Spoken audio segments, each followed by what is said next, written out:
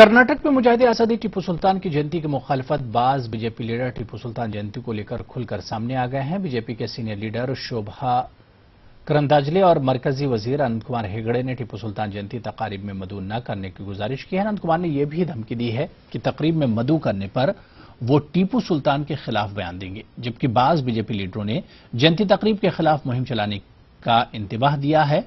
इसी के साथ कर्नाटक भर में दानिश्वर तबका और सेकुलर लीडरों की जानिब से बीजेपी के बयानात की सख्त मजम्मत की जा रही है।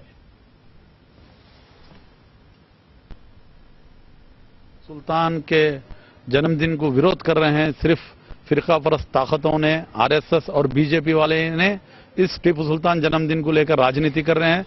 कोई कौम ऐसा नहीं बोल रही टीपू सुल्तान जयंती नहीं मनाना। वो जनता दल में भी गैर कौम है, कांग्रेस में भी गैर कौम है।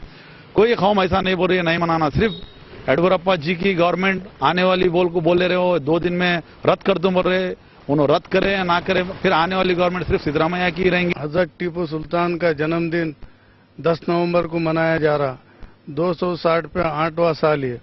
सिद्धरामैया जी की गवर्नमेंट, इससे पहले जेडीएस वाले भी बोले थे कि हमारी गवर्नमेंट आएंगी तो हम भी है ना टीपू सुल्तान जयंती मनाने के है ना परमिशन देते।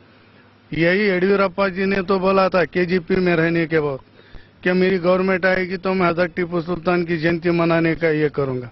अरे भैया, आखिर आप लोग कब तक है ना एक दूसरे को ना इत्तेफाकी पैदा करेंगे, हिंदू मुस्लिम।